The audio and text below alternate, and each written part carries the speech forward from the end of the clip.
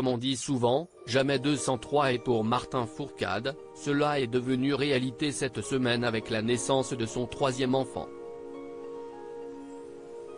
Véritable légende du biathlon, le quintuple championne olympique a laissé une trace indélébile dans l'histoire et au moment de sa retraite en 2020, il a pu s'arrêter avec le sentiment du devoir accompli.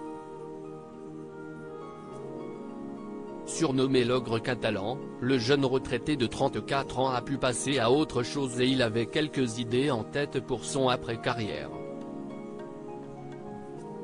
Devenu président de la commission des athlètes pour les Jeux olympiques et paralympiques d'été de 2024, il occupe un poste important en vue d'un événement qui devrait faire vibrer le monde entier.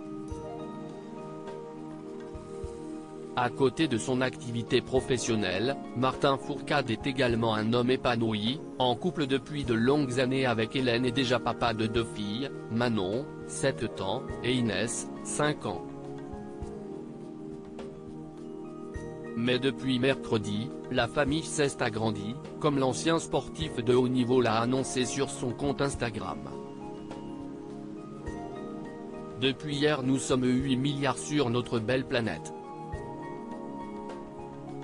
8 milliards d'êtres humains si différents et si proches. Bienvenue petit garçon. Bienvenue Hugo. Welcome my little boy, a-t-il écrit pour accompagner une photo de son enfant lui tenant le doigt. Martin Fourcade profite d'une superbe vue sur le lac d'Annecy après ce beau moment de joie. Il a décidé d'amener ses filles faire une balade dans les alentours d'Annecy, où la petite famille réside. Dans sa story, dont les photos sont disponibles dans le diaporama, il a publié de beaux clichés de cette journée en famille et ses abonnés sont curieux.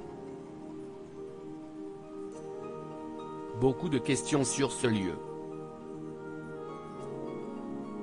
Il s'agit de la grotte des Sarrasins au départ de Verrier-du-Lac, écrit-il sur une première photo, avant de donner des conseils aux parents sur la seconde, cependant, à ne surtout pas prendre à la légère. Il y a un passage exposé. Affaire équipée avec un enfant.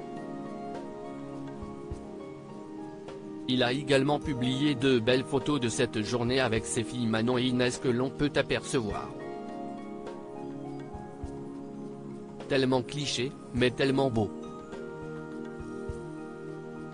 Les petites aventures font les petits aventuriers, écrit-il.